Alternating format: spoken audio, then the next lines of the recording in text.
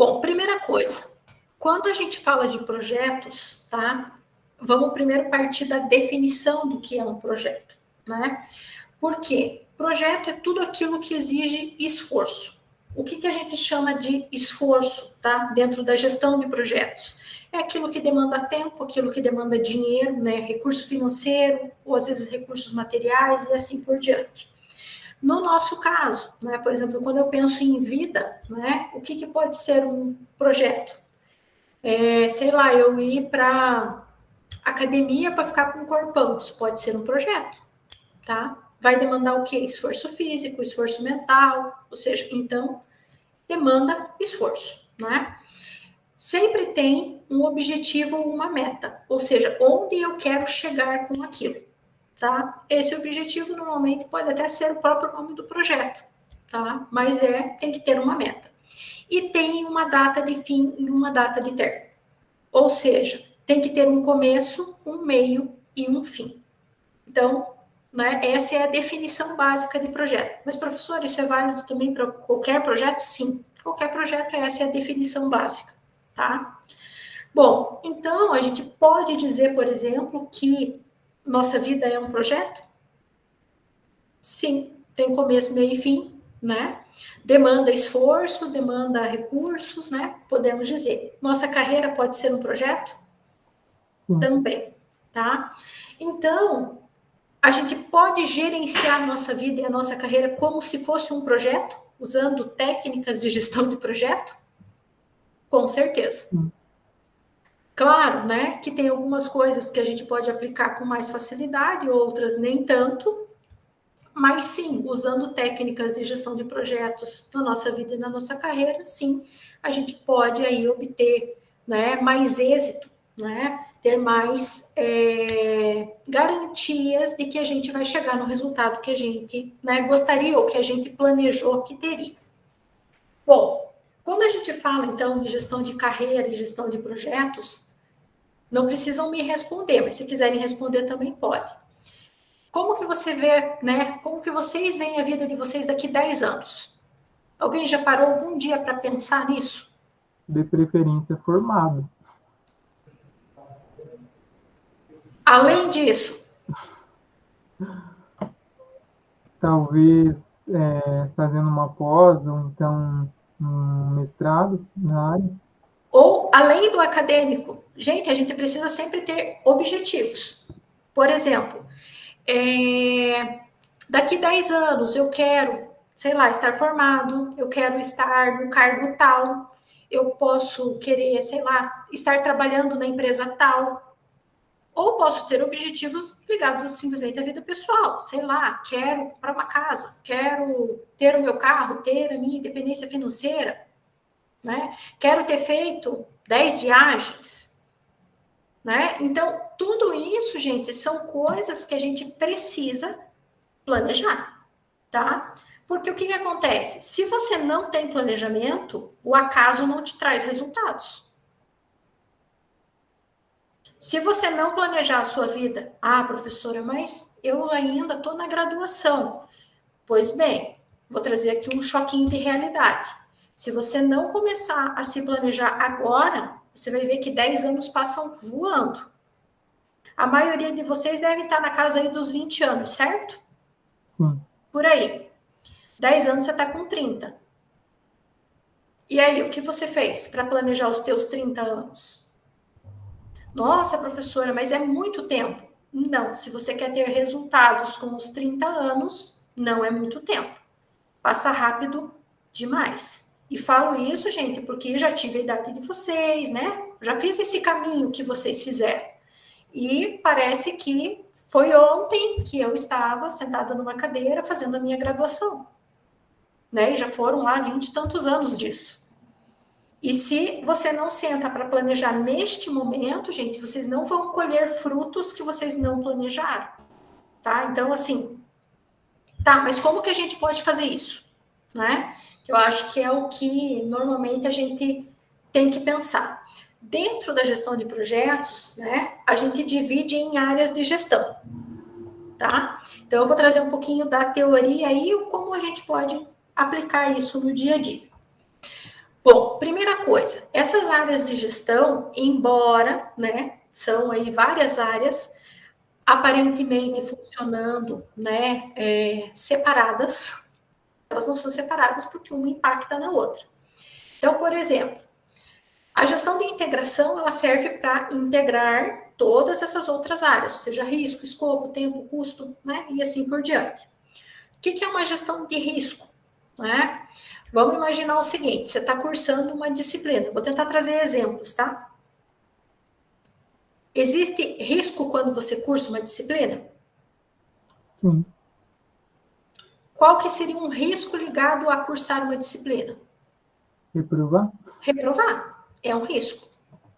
O que você pode fazer para gerenciar esse risco? Estudar?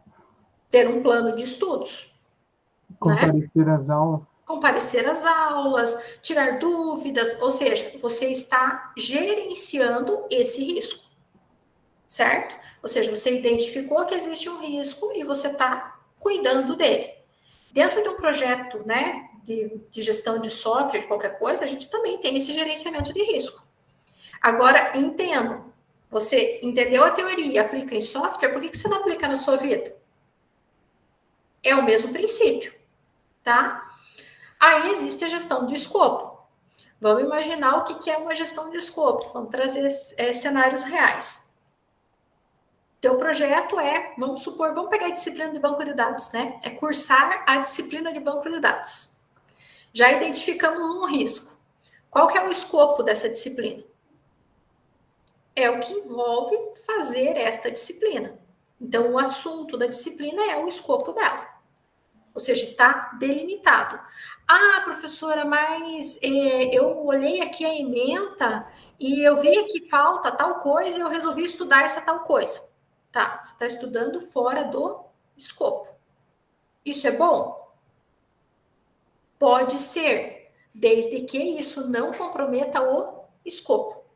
Ou seja, se você começa a divagar, o que você está fazendo? Você está perdendo o foco, que é o teu objetivo, que é passar naquela disciplina. Certo? Então, o gerenciar onde você quer chegar é delimitar. Ou seja, eu preciso estudar A e B. C, eu vou estudar se sobrar tempo. Se não, vou focar no A e B. Então, você foca em coisas que realmente fazem parte daquele escopo. Aí entra a gestão de tempo. O que é a gestão do tempo? É você tentar ser mais efetivo no tempo que você determinou e gastar o tempo sendo efetivo com o que foi determinado. Então, por exemplo, você tem lá o cronograma das aulas. Então, a aula, sei lá, é segunda e terça, 2 horas de aula por dia. Então, esse é o tempo que você vai gastar para aquela disciplina. Aí entra uma questão de você se autoanalisar. O que é o autoanalisar? Só assistindo a aula eu consigo ter êxito? Depende. Tem alunos que conseguem, certo? Certo. Mas isso é uma análise pessoal, certo? Ou Certo. seja, você tem que analisar o teu contexto. Não, eu não consigo. Se eu só assistir a aula, não é suficiente para que eu retenha, né, o conteúdo e consiga ter êxito. Então, eu sei que eu vou ter que ajustar no meu horário da semana um tempo a mais para estudo. Aí, vou fazer o meu planejamento. Sei lá, estipulei que toda sexta-feira, da 1 às 2, eu vou estudar banco de dados. Ok, vou fazer isso. Estudei, fiz isso, né? Fui estudando isso e perfeito. Vou seguir o passo aí, né? Só que não é só eu colocar no meu cronograma. Eu tenho que estar analisando se realmente eu estou seguindo aquele plano que eu determinei. Né? E se isso está sendo efetivo. Recursos do projeto. Seguindo ainda o exemplo da disciplina. O que você precisa para cursar uma disciplina? Estar matriculado, não. Estar matriculado. Que mais? Você não precisa ter. Você precisa ter tempo. Isso é um recurso. Tempo é um recurso. Você precisa Se deslocar. Vamos supor que você tem o deslocamento e você gasta em passagem. Então, você tem que empenhar um recurso financeiro, certo? Então, todos esses recursos você utiliza para conseguir. Sei lá, você precisa jantar. É um recurso que está sendo utilizado para você fazer esse projeto que é a disciplina. Você precisa, sei lá, a professora chata disse que você tem que trazer um caderno toda a aula e anotar tudo. Opa, caderno é um recurso, né? certo. Você usa o computador do laboratório, é um recurso. Então, tudo que você utiliza são recursos para esse teu projeto, que é fazer a disciplina. Aí tem os custos. Os custos, normalmente, eles estão ligados a recurso. Por exemplo, você gastar, né, com a passagem é um custo. O teu tempo é um custo. Então, por exemplo, quando você faz algo e você não é efetivo, você está jogando recurso financeiro fora.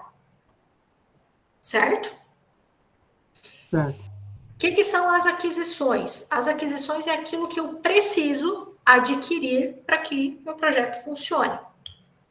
Então, quando você vai lá e compra a sua janta no RU, é uma aquisição que você está fazendo. Em projetos isso também acontece. Você compra coisas para poder fazer, né, e ter êxito no teu projeto. Então, tudo aquilo que é adquirido a gente chama de aquisições. Gestão da qualidade. Como que eu vou gerir a qualidade de um projeto? Como que eu vou medir a qualidade? Então, voltando no cenário da disciplina. Como que eu sei se eu tive qualidade no meu projeto?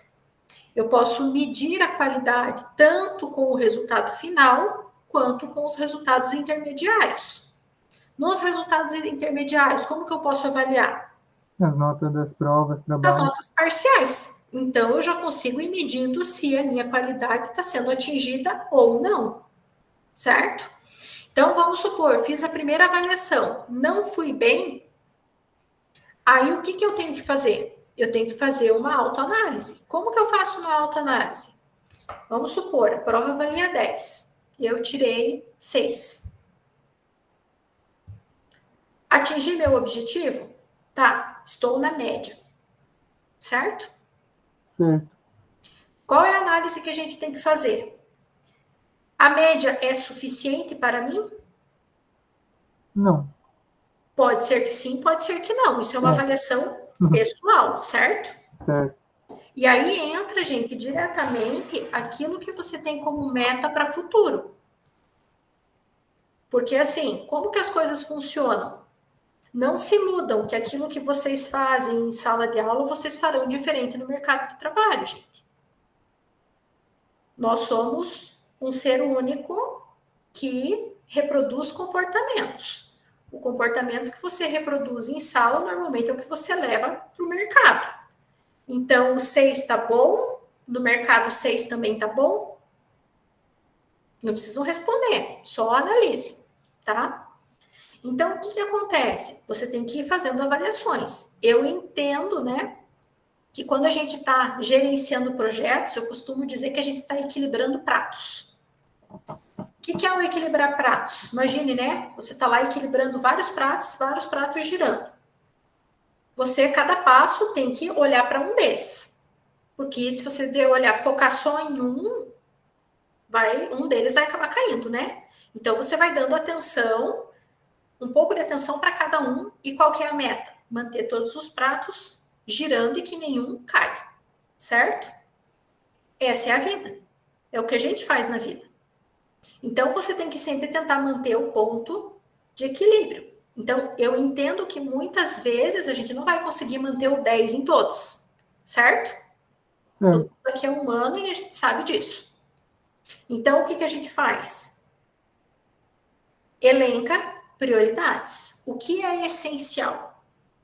Que eu preciso ser 10. O que às vezes não é tão essencial. Isso a gente faz em gerenciamento de projetos também, gente. Você determina o que é mais prioritário e foca no mais prioritário, não que você vai desligar do restante, mas você vai focar a tua atenção conforme demanda, tá? Então, a gente vai gerenciando essa qualidade no decorrer para que no final eu tenha o quê? O meu êxito final, que é o quê? Garantir qualidade em todas as etapas e no final eu tive o resultado que eu esperava com o meu projeto, tá? E gerenciar as partes interessadas. O que são as partes interessadas? A gente chama isso de gerenciar stakeholders. Stakeholders é só, né, o termo em inglês, mas normalmente em gestão de projetos a gente acaba utilizando bastante a palavra stakeholder. Então, quando vocês ouvirem falar, na verdade, são as partes envolvidas no projeto. Imaginando a disciplina. Quem são as partes envolvidas no projeto? Você como aluno, eu como professora, como que gerencia as partes interessadas? Ou seja, no caso da disciplina, normalmente a gente tem um plano de trabalho. Está ali o como que o negócio vai funcionar. Está ali como a gente vai se comunicar. Está ali o como tudo vai funcionar. Num projeto real, mesma coisa. A gente tem, né, o cliente, tem o gerente de projetos, os programadores, né? E todo mundo precisa se comunicar mas tem um gerente que faz essa comunicação e essa integração. Então, só trouxe esse cenário para vocês entenderem o que envolve, né, uma gestão aí de projetos. Bom, como que vocês fazem para ser um bom gestor? Né? Eu brinco que a gente gosta muito de ter pulo do gato, tá? Eu vou falar algumas coisas aí que me ajudam, tá? Que é uma coisa que eu tenho o hábito de fazer há muitos anos. Muito antes de trabalhar com TI, eu já fazia isso. Então, assim, eu vou falar algumas coisas que para mim funcionam. Para vocês, pode ser que vocês tenham que fazer adaptação ou que não funcione isso? Pode ser, tá? Mas vou dar algumas ideias. Primeira coisa, tenham planejamento. Quando a gente fala em planejamento de curto, médio e longo prazo. Isso pode ajudar vocês muito. Eu costumo, gente, sempre fazer checklist. Tá, mas como assim? Vou dar exemplo. Todo final de ano, eu, Viviane, sento e faço uma lista do que eu quero fazer no meu ano, no próximo ano. Alguém faz isso? Tem esse hábito? Muito bom. Aí o que acontece? Coloquei lá tudo que eu quero fazer. E, gente, quando eu falo que eu quero fazer, eu tô falando tanto de coisas pessoais quanto coisas profissionais, tá? Ou seja, é um planejamento de vida. Então, faço lá minha listinha. Aí o que acontece? Esse é o meu planejamento do quê? Longo prazo até, né? Planejamento de quase um ano e quase a longo prazo. Mas eu tenho esse hábito. Aí, eu vou ter o meu planejamento de médio prazo. O que é um planejamento de médio prazo? 6 meses. É um médio prazo. O longo prazo pode ser até mais, tá? Pode ser um plano aí de 10 anos, não tem problema. E o curto prazo é aquilo que eu estou planejando para o mês, às vezes, para o dia, para a semana. Tá? Aí o que acontece? Quando você coloca essas metas, o que acontece? Você tem que colocar, além disso, o teu plano de ação.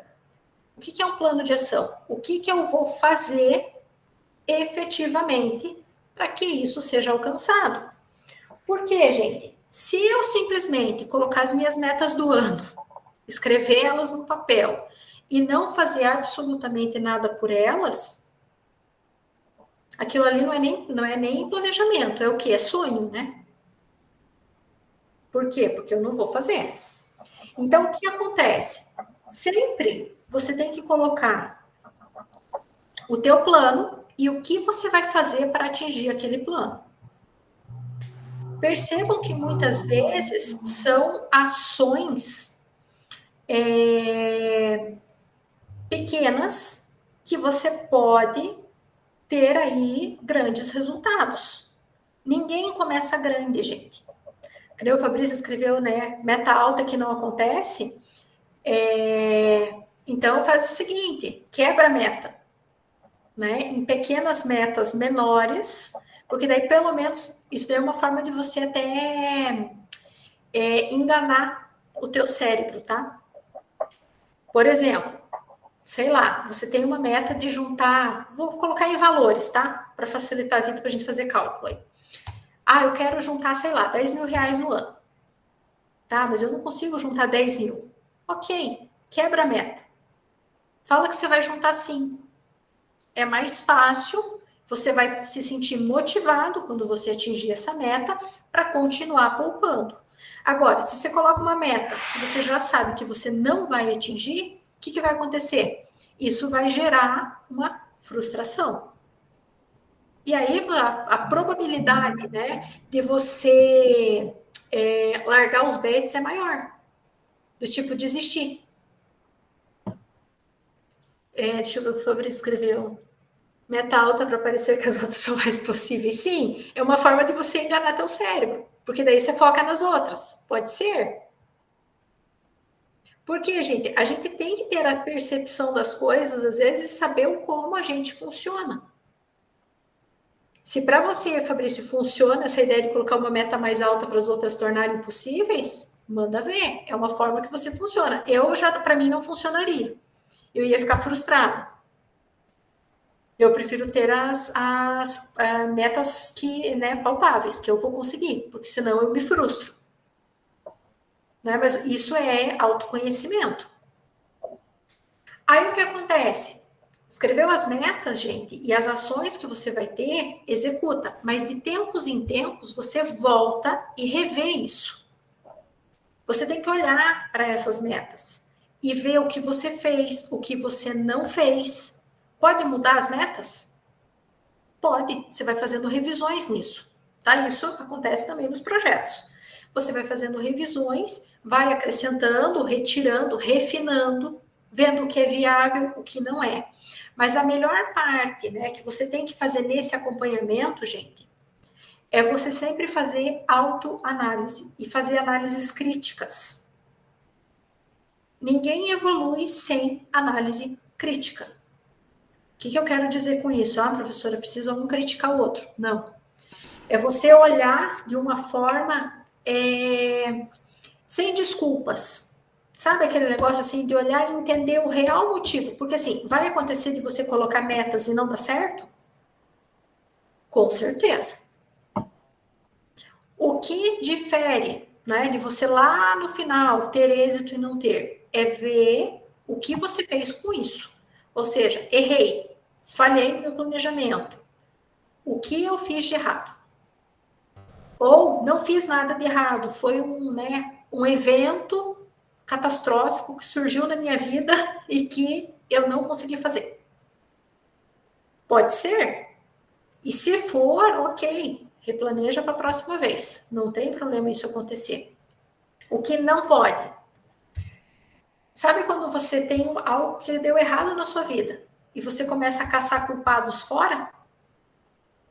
Né? Aquela história, a culpa é minha, eu coloco em quem eu quiser.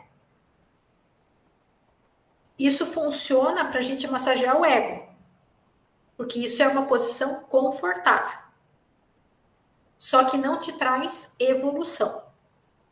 Então, quando você, né, eu costumo dizer que quando você sabe que a culpa é sua, você já tem meio caminho andado. Por quê? Porque daí você tem a oportunidade de avaliar e melhorar. Quando a culpa é do outro, o que você pode fazer com relação ao outro? Nada. Né? A gente não muda as pessoas, a gente não muda ninguém, a gente só pode mudar nós mesmos. Então, quando a culpa é nossa, o problema é nosso, a gente consegue resolver. Se é do outro, eu não consigo interferir. Então, essa autoanálise, ela é bastante importante, tá? Bom, como que a gente faz aí para ter esse planejamento? Tenha planos, gente. Vocês têm que aprender a fazer planos. Diário, semanal, mensal, anual. Rotina. Você tem que ter rotina. Senão, você não consegue botar o teu planejamento em prática.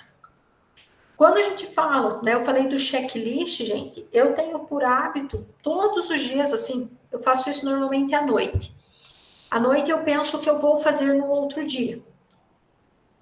Tá? E no meu checklist entra tudo, tanto as coisas de trabalho, quanto as coisas da minha vida pessoal.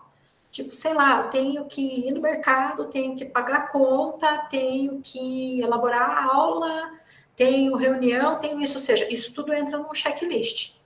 E aí, isso me traz uma certa satisfação. Quando eu chego no final do dia, eu vou marcando o ok no meu checklist. Essa é uma forma visual que me faz ver que eu estou evoluindo, ou seja, que eu consegui ter êxito nas minhas atividades. Então, é uma forma que, né, sabe aquele negócio de você enganar a tua cabeça, enganar teu cérebro, que, não, olha, tá funcionando, ó, tinha, sei lá, 10 coisas na minha lista e eu fiz as 10. Então, você fica com aquela sensação de fui eficiente, deu certo, tá? Isso funciona para mim, talvez para vocês, sei lá, seja colocar na agenda, não sei, né? Mas é importante vocês terem essa noção. Eu sempre tive o hábito de ter agenda no papel, tá? Agenda eletrônica, para mim, eu comecei a usar de uns tempos para cá, mas confesso que não é muito efetivo. Eu tenho a necessidade da escrita. Então, é uma coisa que, para mim, funciona bem, agenda no papel. Outra coisa importante, quando a gente fala de rotina, eu sei que não é fácil, às vezes a gente, né, conciliar horários e tudo mais, mas eu costumo dizer que adulto faz o que precisa ser feito, né, e não o que quer. Por quê? Se a gente fica todos os dias procrastinando, como que a gente vai obter êxito? Tem momentos que a gente não pode procrastinar.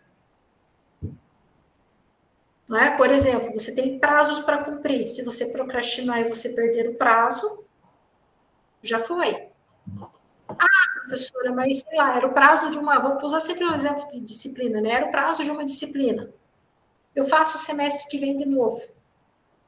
Tá, mas você já não empenhou um tempo daquilo, você já não dedicou um período da sua vida para aquilo e você acabou jogando esse tempo fora, esse período fora?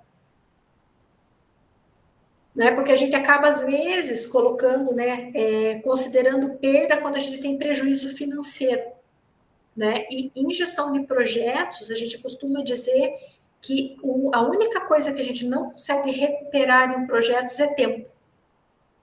Financeiro a gente consegue, recurso a gente consegue, tempo não se recupera. Então, quando a gente está, né, deixando algo passar, a gente está jogando algo que é muito precioso e nem sempre a gente coloca na ponta do lápis, nem sempre é palpável, que é o tempo. Né? Então, é muito importante. Outra coisa, a vida da gente ela é construída conforme aquilo que a gente planeja e executa. Bom, o que eu quero dizer com isso, gente? Eu sempre fui uma pessoa bastante planejada. Né? Eu sempre fiz planejamento na minha vida. Por exemplo, vou dar alguns exemplos, tá, para vocês entenderem o que eu quero dizer com planejamento. Eu lembro, por exemplo, quando eu tinha uns 12 anos, eu tinha a meta de sair de casa. Então, com 12 anos, eu almejava sair de casa. Eu fiz isso com 18. Então, foi um planejamento de longo prazo. Claro que como criança, gente, né? 12 anos eu era criança, né? Pré-adolescente ali. Óbvio que eu não tinha metas tão claras, mas eu tinha o pensamento do que eu queria fazer, certo? Então eu pensava lá com 12 anos que eu queria morar sozinha, que eu queria trabalhar fora e que eu queria ser independente. Então era essa a minha meta de vida com 12 anos. O que eu fazia, né, na prática com 12 anos para atingir isso? Né? Estudava. Era a oportunidade que eu tinha, era estudar. Então, eu sempre estudei e muito focando nisso. Aí, né, quando eu entrei na graduação, que daí eu estava com 18 anos, eu já comecei a estagiar e aí eu já não morava mais com os meus pais. Qual que era a minha meta? Né, eu brinco que a minha meta era me formar. Só que, né, eu já nessa época, né, eu tive a minha filha, eu estava no segundo ano de graduação. Então, eu tinha mais uma coisa, mais uma preocupação, que era uma criança para cuidar, a faculdade e o trabalho. Então, essas eram as minhas metas, isso que tinha que funcionar. Nesse momento, eu costumo dizer que uma coisa que para mim funcionou, né, eu sempre olhei para pessoas, tá? Pessoas que eram referência. Tá, mas o que que é uma referência? Por exemplo, na minha infância, minha referência era meu pai. Meu pai sempre foi uma referência de vida para mim e eu seguia o que o meu pai dizia. Então, vou dar alguns exemplos aí. Meu pai sempre falou assim: meu pai conseguiu fazer a graduação dele, ele já estava com 42 anos quando ele fez a graduação dele. E meu pai falava assim: se eu conseguir fazer uma graduação, você tem que ir além. Eu ouvia isso quando eu era criança. Então, né, o dia que eu defendi meu mestrado, eu já cheguei para o meu pai e falei: eu já fui além de você. O dia que eu fiz o doutorado, eu falei para ele: agora eu fui mais além ainda. Mas por quê? Porque tinha uma referência que estava aqui batendo, né, o tempo todo no meu ouvido, dizendo: olha, você precisa ir além. Isso se tornou um objetivo.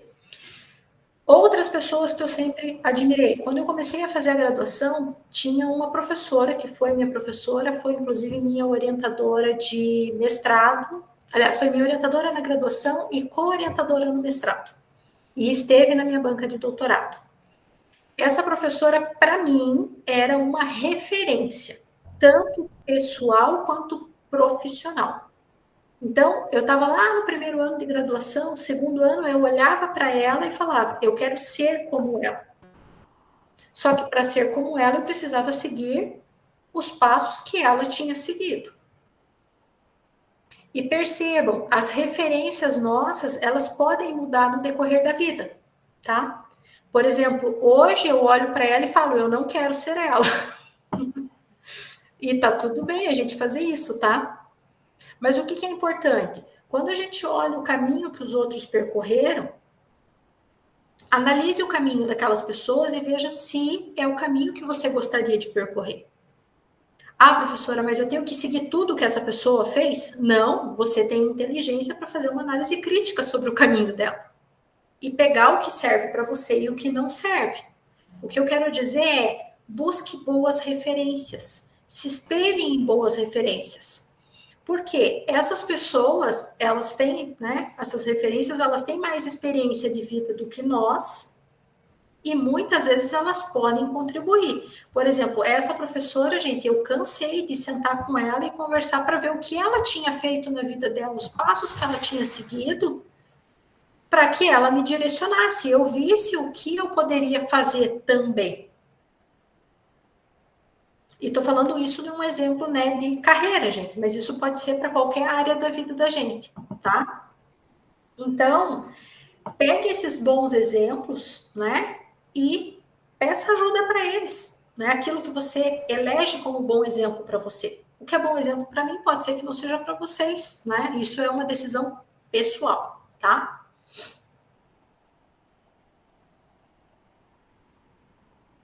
Bom, quando a gente faz, né, o planejamento, gente, o plano de ação, ele tem que ser algo prático, tá? Então, o que que acontece? Quando você faz algo prático, você tem que voltar, né, a fazer análise desse algo prático que você planejou. Então, você, né, buscou as referências, buscou informações e traçou um plano de ação. O que é um plano de ação? É o passo a passo que eu vou executar para atingir o meu objetivo, certo? Então, vamos pegar de volta o exemplo da disciplina. O objetivo é ser aprovado numa disciplina. Qual que é o passo a passo?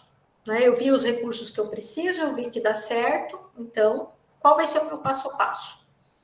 Bom, meu passo a passo vai ser frequentar as aulas, estudar de tal hora até tal hora, né? Vou traçar esses objetivos. Comecei a executar. Você sempre vai fazer assim, executa por um período. Que período vai ser esse? Um período em que você possa analisar o teu resultado. Então, vamos supor, pegando o exemplo da disciplina, vou fazer isso até a primeira avaliação da disciplina. Certo? Fiz até a primeira avaliação. Saiu o resultado da avaliação. O que eu vou fazer com esse resultado? Vou fazer uma análise crítica. Como que vai ser essa análise crítica? O tempo que eu despendi estudando, o tempo que eu despendi pensando, o tempo de aulas, foi suficiente para eu ter o êxito esperado? Por exemplo, eu estudei para tirar 8, eu tirei 8. Eu estudei para tirar 10, eu tirei 10. Ou eu estudei para tirar 6, eu tirei 6. Ou foi aquela prova que eu achei que eu estudei para tirar 8 e quando chegou a prova eu tirei 3. Bom, se isso aconteceu, eu preciso agora fazer uma análise detalhada do porquê isso aconteceu.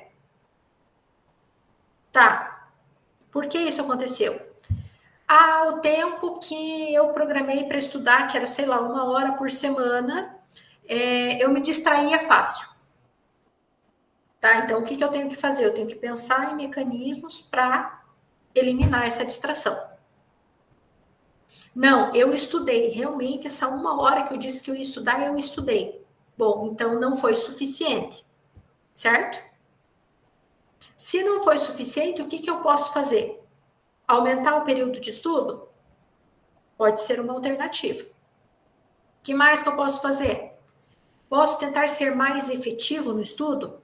Um exemplo, né, de efetividade de estudo é você conhecer como você funciona. Como que você se conhece?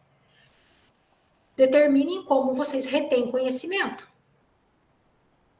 Eu leio e eu li durante 1 hora e não foi suficiente. Então, talvez você esteja estudando da forma errada. Mude a forma de estudar. Então, ao invés de ler, eu vou fazer exercício. Eu vou escrever. Eu vou pegar lista de atividades para resolver. Eu vou, sei lá, estudar junto com um colega. Ou seja, mude o mecanismo. Né? Porque diz que insanidade é a gente ter resultado ruim e continuar fazendo a mesma coisa. Isso é insanidade. Então, muda. Mudou. De novo, nova avaliação. Mas não tem uma nova avaliação para poder ver se está sendo efetivo. O que você pode fazer para simular uma avaliação? Pega uma lista e tenta resolver sem consulta. Ou pega a prova que você não foi tão bem e tenta resolver ela hoje. Né? Só que para você fazer esses passos, gente, você tem que aprender a fazer análises. E análises críticas, muitas vezes. Por quê? É fácil a gente reconhecer que falhou? Nem um pouco. Quem fala que é fácil está mentindo, né? Eu acho que é uma das coisas mais difíceis para o ser humano é reconhecer um ponto de falha. Só que quando a gente reconhece o ponto de falha, é o momento que a gente consegue evoluir, né? E quando a gente fica naquela, eu falhei, tudo bem. A gente está bloqueando uma evolução. Por quê? Porque a gente está reconhecendo que, não, eu falhei e está tudo bem e eu não fiz nada a respeito. O tudo bem é válido para você não ficar se culpando pela falha. Que isso também não faz ninguém evoluir. Mas ele não deixa você evoluir, né? Ou seja, a culpa não traz evolução. O que traz evolução? Mudança de atitude, tá? E dentro da gestão de vida, de projeto de carreira, é isso que a gente tem que fazer. Tá o tempo todo se analisando e traçando metas. Então, quando vocês pensarem, né, em planos de carreira, né, o que eu diria para vocês? O que vocês têm como, né? Aí eu vou jogar uma pergunta. O que vocês pensam, por exemplo? Vocês têm plano de quem está estagiando? Eu quero ser efetivado em X tempo. Isso é uma meta. Tá, e como que eu vou fazer para que eu seja efetivado, né, em X tempo? Não, professora, eu tenho aí, né, 2 anos de contrato de estágio e eu vou esperar para ver se no final dos 2 anos eles me contratam. O que é isso? Isso é uma atitude passiva, certo? Ou seja, você está aguardando o universo te dizer sim. E o que você está fazendo para receber esse sim? Então, o que acontece? Invertam a chave. Puxa a responsabilidade para você. Como que a gente puxa a responsabilidade? Tá, eu vou ser efetivado, mas eu vou ser o melhor estagiário do meu setor. Eu vou fazer tais coisas, sei lá, não vou me atrasar, vou fazer o que o meu gestor pede, ou seja, é assim que você vai conseguir a tua efetivação. Se você não traçar esses planos, gente, o que vai acontecer? É muito provável que você não se dedique o suficiente para que você seja visto. Sabe aquela velha história de que quem não é visto não é lembrado? Isso funciona bastante, né? Ou seja, se você não está proativo, e eu costumo dizer o seguinte: existem momentos da vida que a gente precisa ser visto para ser lembrado. E dentro do mercado de trabalho, quando a gente está construindo uma carreira, tá? A gente muitas vezes vai precisar fazer o que precisa ser feito. Vou contar aqui um exemplo, né? A minha filha, ela faz estágio, ela cursa direito. E agora, esses tempos, ela chegou em casa muito indignada porque ela está fazendo estágio no tribunal, né? E pediram para ela fazer lá uma determinada atividade que ela falou que era um absurdo ela ter que fazer isso. Na visão dela, né? Aí eu trouxe ela para a realidade. Qual é a realidade? Filha, você é estagiária. É óbvio que você vai fazer o serviço que os demais não querem fazer. Ah, você está sendo muito dura, né? Não, gente, eu estou sendo realista, tá? Quando a gente começa a escolher trabalho? Quando a gente conseguiu o lugar ao sol. Aí você tem a possibilidade de dizer isso eu faço, isso eu não faço. Qual foi o recado para minha filha? Bom, se você não está satisfeita, você estuda, se forma e estuda muito para se tornar o juiz dessa vara. Aí você vai poder escolher o serviço, não antes disso. Né? Ou seja, você tem que determinar onde você quer chegar. Qual seria o caminho mais fácil? Eu passar a mão na cabeça dela e dizer mesmo, filha, que absurdo mandarem você fazer isso, né? Vai lá, peça a conta que a mamãe te sustenta. É o caminho certo? É o caminho que eu vou fazer, né, crescer? Não, né? A gente sabe que o mundo real, ele não é fácil, né? Essa é a realidade. E quanto, gente, mais cascudo a gente estiver, mais fácil a gente vai lidar com essas coisas, tá? E assim, muitas vezes a gente precisa fazer, né, esse tipo de coisa para conseguir um lugar ao sol, né? É normal isso acontecer, né? Não é só com vocês, né? Vocês perguntarem aí para todos os professores e tudo mais, todo mundo passou por isso. E entendo, eu não estou falando, né? Óbvio que tem abusos, né? Tem exceções, claro que tem, tá? Mas muitas vezes a gente vai ter que fazer, né? Vou citar um outro exemplo. Eu trabalhei numa empresa que a gente tinha por hábito que quem chegava primeiro passava o café, independente do cargo. Então era assim, eu era gerente de TI. Muitas vezes eu chegava, eu era a primeira. Quem passava o café? Eu. Às vezes era o estagiário que chegava. Ele passava o café. Às vezes era o analista. Ele passava o café. Ou seja, todo mundo toma café? Sim. Então, todo mundo passa café. Só que o que aconteceu? Lá um belo dia teve uma pessoa que achou que ele era menos digno por passar o café. Entende que isso é muito mais algo que você, né, sente do que efetivamente que era, porque todo mundo passava o café. Então, não é algo, né, eu brinco que não é algo que vai cair o seu braço de fazer. E muitas vezes faz com que você tenha, né, até empatia com os demais, né, com uma forma, né, de você fazer o serviço que nem sempre é seu, mas que ajuda todo mundo, né? Então, é bem importante vocês terem esse tipo de visão na mente de vocês, Muitas vezes, até porque isso vai acontecer também, né? Tem algo que eu não gosto de fazer, mas eu estou vendo lá que nessa empresa eu posso crescer. Por isso que você tem que ter planejamento, porque se você olha só um momento, só o flash do momento pode ser que deixe você desanimado, né? Sei lá, eu olho lá a atividade da semana. Nossa, a atividade da semana tá difícil, tá pesada, tá, né? Me mandaram, sei lá, né? Quando na minha época de estagiário a gente costumava dizer que a gente mandava os estagiários lavar carbono. Vocês sabem o que é carbono? Alguém sabe ainda o que é isso? Então a gente brincava, né? Que mandava o estagiário lavar o carbono, né? Que era tipo como se fosse o pior serviço. Mas o que acontece? Se você olha só essa atividade, ela é ruim. Mas às vezes o plano que está sendo oferecido para você no médio prazo é bom. Então, às vezes, vale a pena você pagar o preço daquele momento ruim para que você chegue no bom. E isso, gente, como que a gente consegue visualizar? Planejamento. Saber onde eu quero chegar.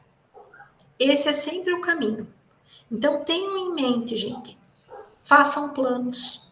Pense onde vocês querem chegar. Professora, mas eu não sei, eu estou aqui fazendo a minha graduação e eu não sei. Coloque metas. Por exemplo, eu quero me formar no ano tal. No ano tal eu quero ser analista de sistemas, eu quero ser um programador full stack, ou seja, tracem objetivos, gente. Se vocês não tiverem isso claro, vocês vão ver que a vida vai passar muito rápido. Quando vocês olharem, vocês vão estar lá com 30, 40 anos. E acho que a pior coisa que existe é você olhar para trás e pensar assim, o que eu fiz? E você ver que você não fez nada daquilo que você, né, almejaria ter feito. Nossa, professora, mas que, né, palavra para uma quarta-feira, né, à noite, se pegando no nosso pé assim. Na verdade, a minha intenção, né, com essa fala, gente, é trazer para vocês a realidade, para que quando vocês passarem, né, daqui, sei lá, 10 anos, 20 anos, vocês olhem para trás e digam assim, valeu a pena. Eu estou colhendo os frutos do meu planejamento. Tá? E não estou dizendo que vocês talvez olhem para isso e não digam assim, não, eu mudaria isso, eu mudaria aquilo, porque eu hoje olho o meu planejamento e a minha execução e tem muita coisa que eu faria diferente. Tá? Muita coisa. Né? Acho que até um dia eu estava conversando com o Fabrício e com o Alonso em sala de aula e a gente estava comentando sobre isso e eu falei que uma das coisas que eu mudaria seria aprender a empreender. Lembram disso, Alonso e Fabrício?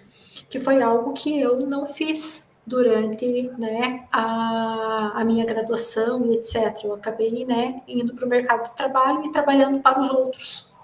Né? Então, isso é algo que eu faria diferente. Mas quando a gente faz uma análise, né, crítica, pensando no passado, o que impede de eu começar a fazer isso hoje? Né? Ou seja, não quer dizer que eu preciso me conformar com o que eu não fiz no passado e não, vou ficar sentada chorando porque eu não fiz lá, né? Não, tem a vida para frente. Então eu posso planejar agora para fazer lá na frente. Então, pessoal, esse é o principal. Tenham metas, tenham planos, projetem, tá? O que eu queria agora que vocês tentassem colocar no papel, tá? Só para a gente pensar aí um pouquinho, tá? Coloquem no papel. Qual a meta de vocês para este ano? Certo? Então, estamos no início aí de 2024. Qual a meta para esse ano? E o que vocês almejam para daqui 5 anos?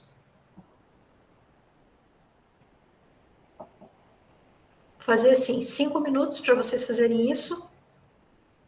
E aí a gente pode, de repente, compartilhar ideias. Não vou escrever besteira, porque daí eu vou pedir para ler, tá? Beleza.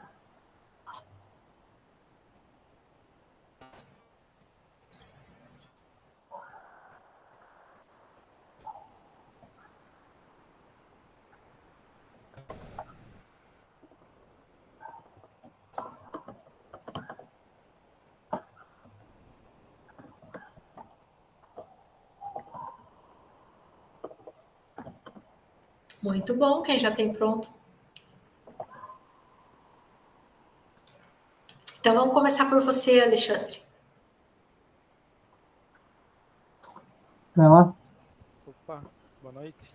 Boa Boa noite. noite. Bom, eu tenho uns planos mais simples, né?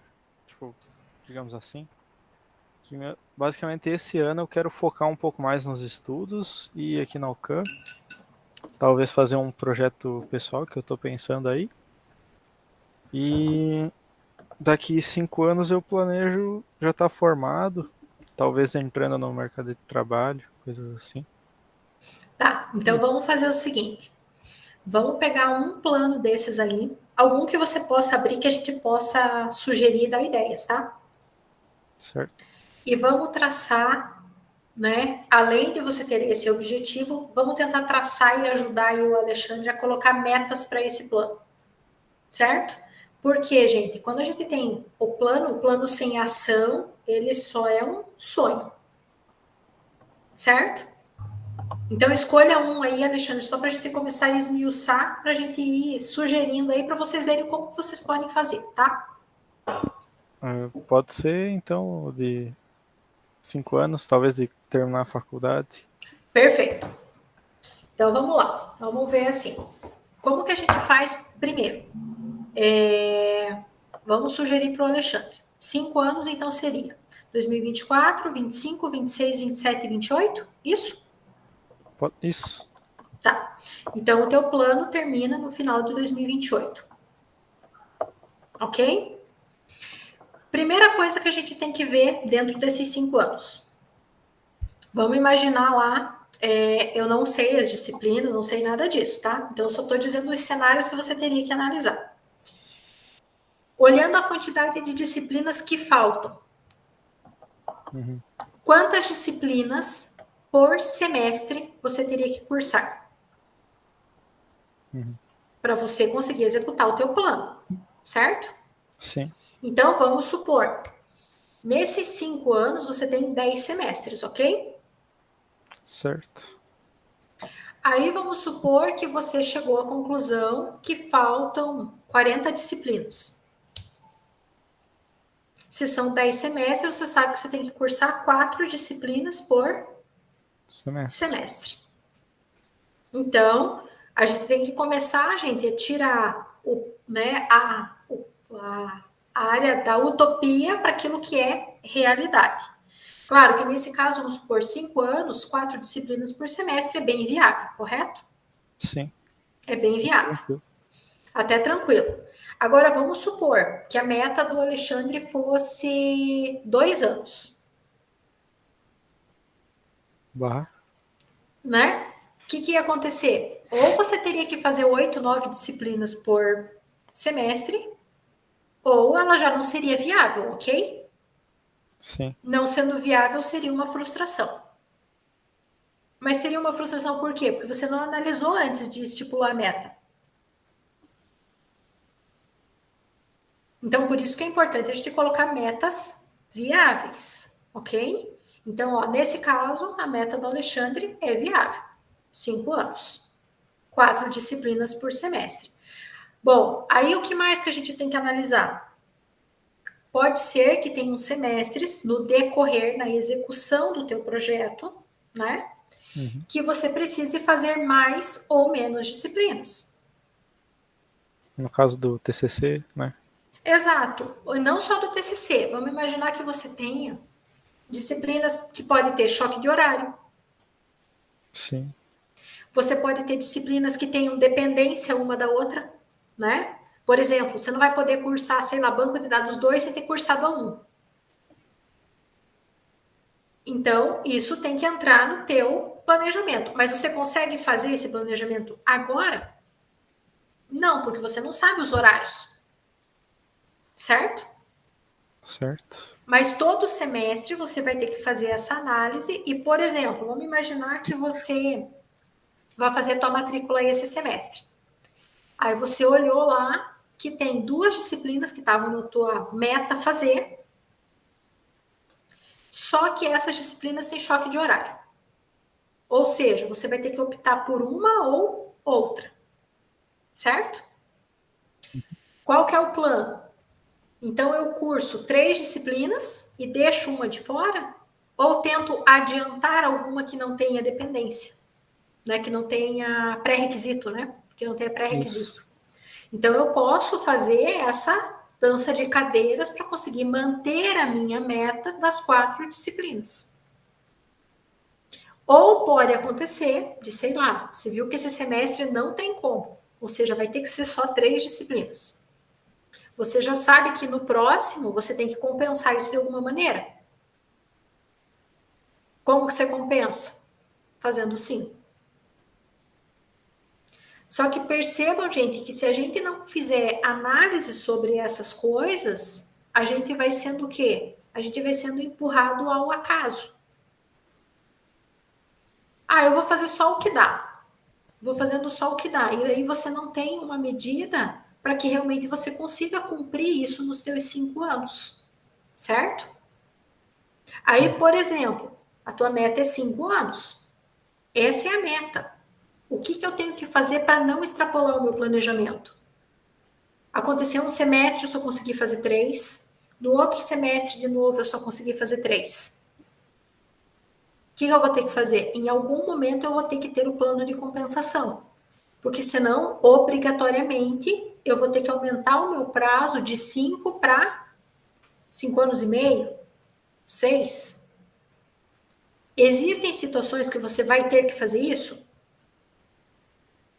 Sim, pode acontecer, né? Vamos imaginar que pode acontecer. Mas aí o que acontece? Vocês têm que estar ciente que o que esse meio ano de atraso na minha formatura, ou esse 1 ano de atraso na minha formatura vai impactar. Você tem que ter noção de impacto. Então, por exemplo, pode ser que esse atraso repercuta na não efetivação de um contrato, ou seja, vocês estavam esperando você se formar para te efetivar. E aí, por causa de você não se formar, você não vai ser efetivado. Não pode renovar o estágio, você vai ter que correr atrás de outro estágio. E começar tudo de novo. Então, você tem que sempre ponderar a consequência, né, do não cumprimento daquilo que você estabeleceu como meta, do que isso vai gerar para a sua vida. Existem momentos que você precisa abdicar de coisas? Sim. E lembrando, né? Nesse, por exemplo do Alexandre, ele está conciliando o quê?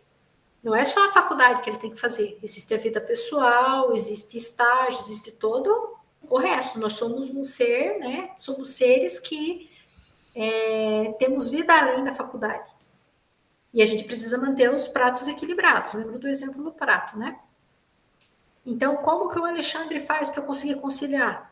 Né? Ou seja, ele já dilatar isso em 5 anos para a formatura já é uma forma de provavelmente conseguir manter vida pessoal, trabalho e faculdade. Tô certa, Alexandre? Sim, sim. Né? Ou seja, tentar manter todas as áreas equilibradas. Aí o Alexandre também poderia, né, como diz o ditado, meter o louco e dizer, não, eu vou fazer em 3 anos, né? Ou seja, abdico das outras áreas da minha vida em prol desse plano. Sei lá, quero daqui 3 anos ir para outro país. Aí você sabe que a janela é 3 anos. Então, você abdica de alguma coisa em prol de outra. Né? A gente também faz esse tipo de escolha, né? O que a gente não pode fazer é, como diz o ditado, se jogar nas cordas, né? Deixar tudo correndo solto. Tranquilo, Alexandre? Tranquilo. Pessoal, vocês conseguiram entender a ideia do que a gente precisa fazer? Ou seja, você tem que sempre esmiuçar o teu plano e ter ações do que fazer. Claro que ainda nesse próprio exemplo do Alexandre, dá para a gente esmiuçar mais ainda, que a gente sabe que tem N outras variáveis, mas são tomadas de decisão que a gente vai tendo no decorrer da vida e que muitas vezes as situações vão se apresentando no nosso dia a dia e a gente precisa ir tomando as decisões. Mas alguém quer compartilhar aí o seu plano?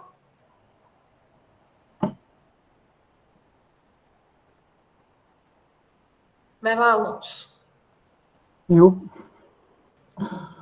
de qual deles? De 5 anos ou desse ano? Fala, dá para falar os dois? Fala os dois e a gente escolhe um deles. Pode ser. Para esse ano, é um plano até ousado, mas eu queria terminar o terceiro e o quarto período de análise e desenvolvimento de sistemas. Tá, então vamos lá. Terceiro e quarto período. Quantas disciplinas envolve isso? Nesse eu estou com 7 e no outro seria mais 6. Se não tiver nenhuma optativa obrigatória de humanidades, que eu acho que tem no quarto. Tá, Não então seria seriam 14 matérias. 14 matérias no total ou 13 se não tiver a de humanidades. Isso. Bom, 7 disciplinas nesse semestre, 7 e 6 no próximo? Isso. As 7, já conseguiu sem choque de horário? Deu certo ou não? Eu não olhei o resultado, acho que saía hoje, se eu não me engano. Mas sim, lá pela grade, sim, consegui as 7. Tá, então já meio caminho andado, né? Ou Olha. seja, não tem choque de horário, agora depende só de ter vaga, certo? Uhum. Sim. Ou seja, naquilo que dependia de você, você Já efetivou o foi. teu plano, Uhum. né? Executou o plano. Uhum. Bom, então vamos pensar que são as 7 disciplinas. O que o Alonso precisa fazer para ter êxito nas 7 disciplinas? Tempo, fator importante. Uhum, Planejamento de estudo. perfeito. Saber equilibrar os pratos das matérias, porque provavelmente vai ter matérias que eu vou ter mais dificuldade do que outras. Então vamos lá.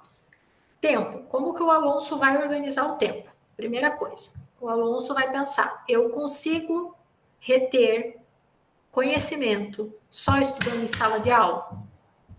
Não. Não, sou eu que estou falando, é o Ah, tá. Alonso. Aí o que acontece? O Alonso não consegue, ou seja, só a sala de aula não é suficiente. O que o Alonso tem que fazer para vencer isso? Primeira coisa, o Alonso descobriu que, vou dar uma dica que eu fazia, tá? Quando eu era aluna. Quando eu era aluna, primeira coisa que eu fazia no primeiro dia de aula. Se vocês seguirem essa receita, ó, gente, sucesso. Todo professor, no primeiro dia de aula, ele te dá uma receita de bolo do como ele funciona. Vocês já perceberam isso? Ele diz exatamente o que ele espera de você e o que ele quer que você faça. Todo professor faz isso. O que eu, Viviane, fazia, tá? Eu sempre tive o hábito de usar caderno. Naquela época, os professores não colocavam no Moodle, tá? Eles só falavam. Eu anotava exatamente o que o professor falava e exatamente o que ele esperava que eu fizesse. Tá? Vou dar um exemplo. Eu tive um professor na graduação que ele dava aula para nós, eu não me lembro o dia da semana, mas era assim, a gente tinha 4 aulas com ele na semana. Na terça-feira, que eram 2 aulas, ele passava conteúdo. Na quarta-feira, que eram mais 2 aulas, ele não dava aula. Ele só dizia assim: na aula de quarta-feira, vocês usam para fazer o projeto. Se vocês quiserem, vocês me procuram lá na minha sala. Tá? O que a maioria da turma entendia com isso? Não temos aula na quarta. Exatamente. O que a Viviane entendia com isso? Vou Toda fazer o quarta-feira eu projeto. estava na sala desse professor, mostrando o meu projeto.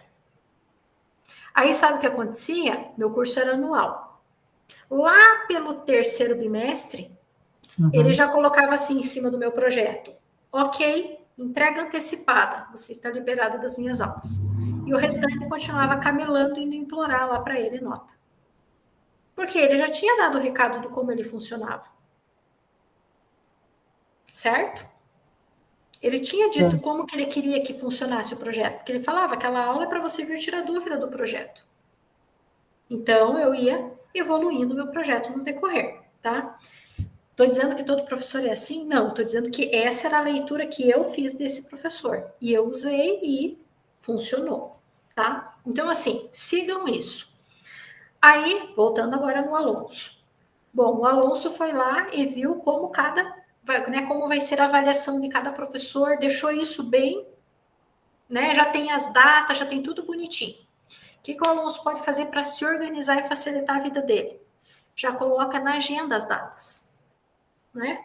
No início do semestre, todo professor diz quais são as datas de avaliação. Então, se você já tiver com as avaliações na agenda, você não vai ser pego de surpresa, do tipo assim, meu Deus, hoje tem prova. Ou semana que vem tem prova e eu nem estava lembrando, né?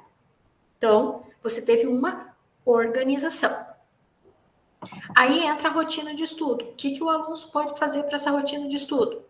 Primeira coisa, qual é o teu tempo livre? Né?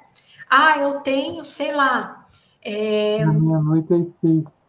Isso, da meia-noite às 6. É um tempo livre, né? Como a gente brinca, né? Porque vocês ainda têm esse costume de dormir, né? Para que dormir, né? Tão desnecessário, né? Mentira, dormir é importante. Mas o que acontece? Planeja. Por exemplo, eu costumo dizer que às vezes você descansa carregando pedra, né? Tem algum intervalo?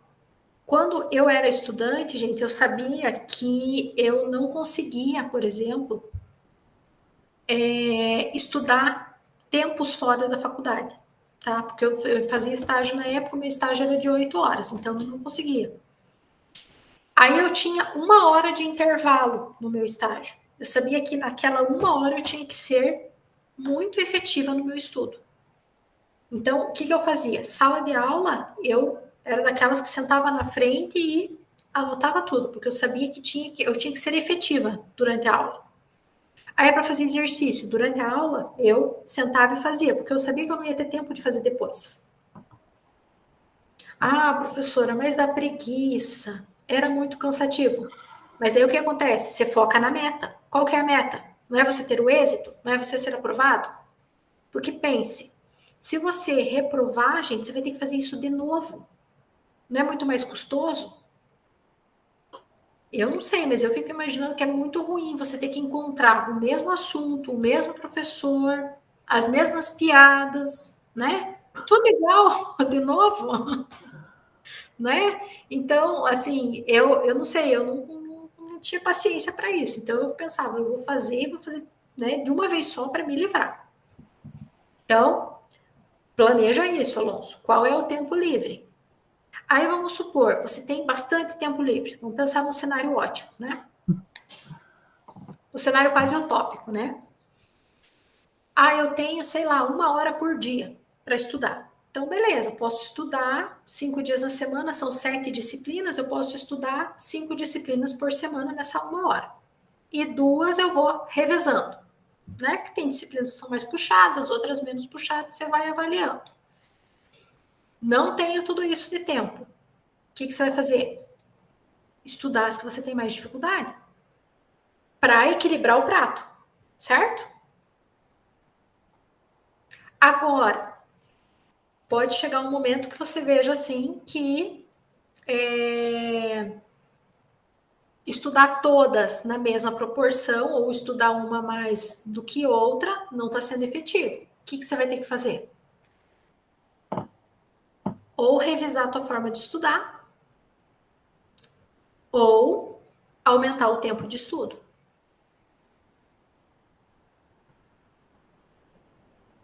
É uma meta viável? É uma meta viável. Mas aí o que acontece? Você sempre tem que botar na balança o que você está disposto a sacrificar em prol dessa meta.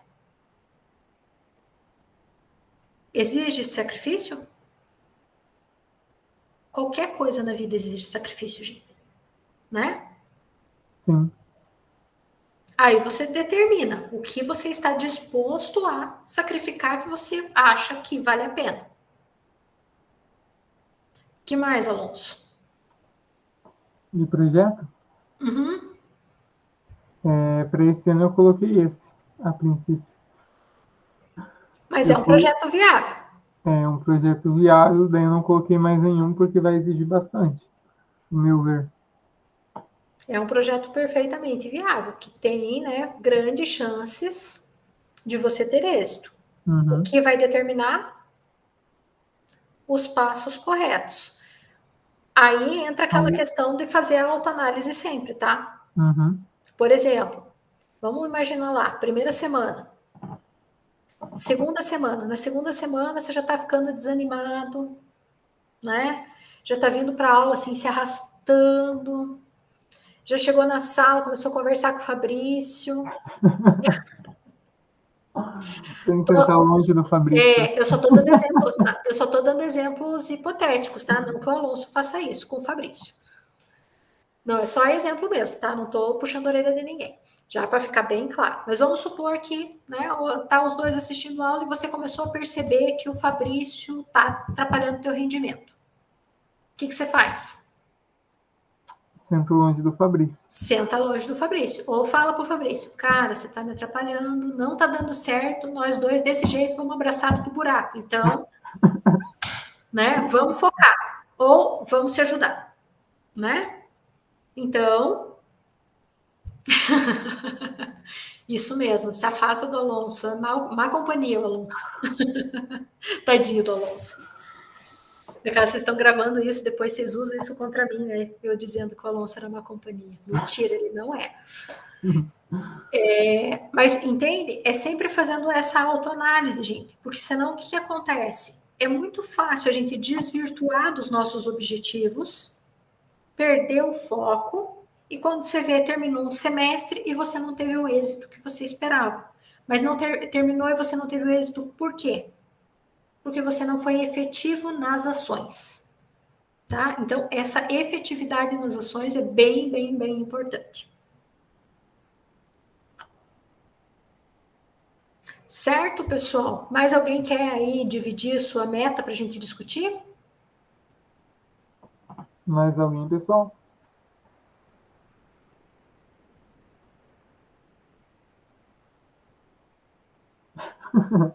E a meta de longo prazo, Fabrício? Boa.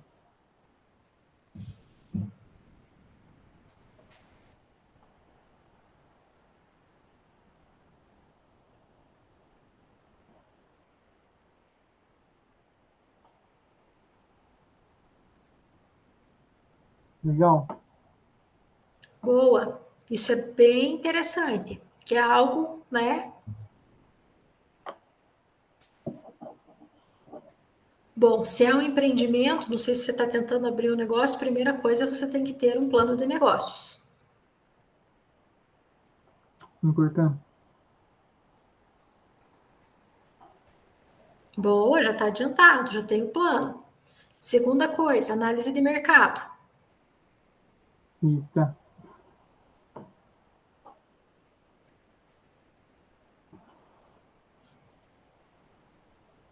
Às vezes, Fabrício, assim, o não parecer viável pode ser a tua visão, tá? Que está limitada. Às vezes é importante você conversar com pessoas que, né, são empreendedores, porque às vezes isso traz uma quebra de paradigma, tá? Dando um exemplo, tá? Porque eu tenho estudado bastante sobre a questão do empreender e a gente acaba medindo o mercado pela nossa régua, tá? Por exemplo, vou dar um exemplo aqui que eu conversei com uma pessoa que é empreendedora e que fez um shift aqui de ideias, né? A gente normalmente tem a meta, principalmente quando você vai trabalhar, por exemplo, com vendas, tá? Você vai vender alguma coisa. Você se olha como consumidor daquilo. E aí você pensa, eu não compraria isso. E aí você acha que o mercado não compraria isso. Você já transfere isso. E, na verdade, é o teu perfil de vendas que não está encaixado com o mercado. E falo isso porque, assim, eu tenho um perfil bem distinto. Então, normalmente, a maioria das coisas que as pessoas consomem, eu não consumo. Então, eu sempre tenho que analisar pelo olhar do outro e não pelo olhar do que eu faria. Então, às vezes, é bom você trocar uma ideia com alguém, né, que já empreenda na área que você está pensando e tudo mais, para você ver se, às vezes, não é você que está com a visão errada desse cenário, sabe?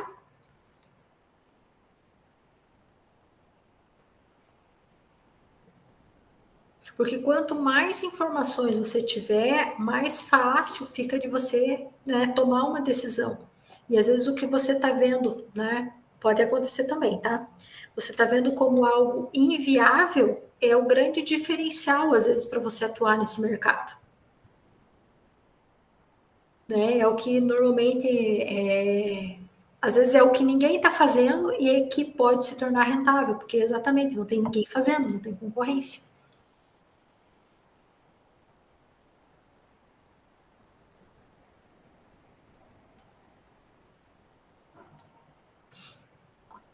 Mais alguém?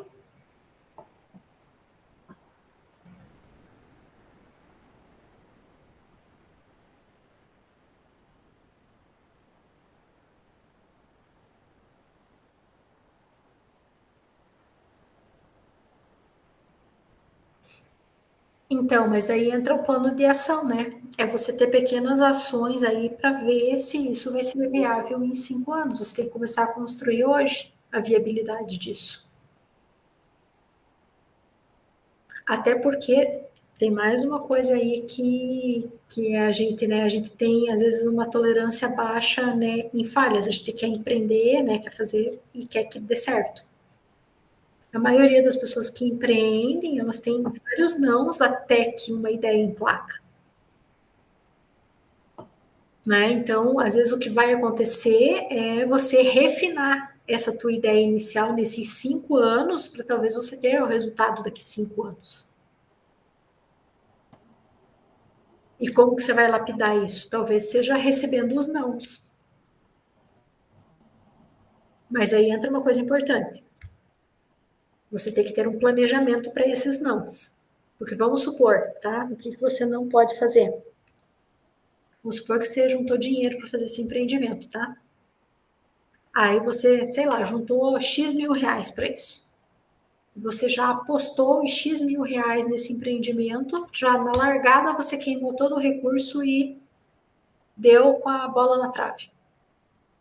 Então você tem que ter um planejamento do gastar essa verba para que você tenha verba ainda para poder lapidar caso tenham ajustes a serem feitos.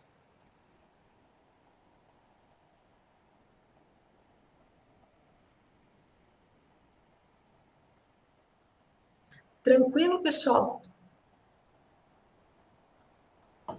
Eu espero que vocês tenham gostado, né? Eu sei que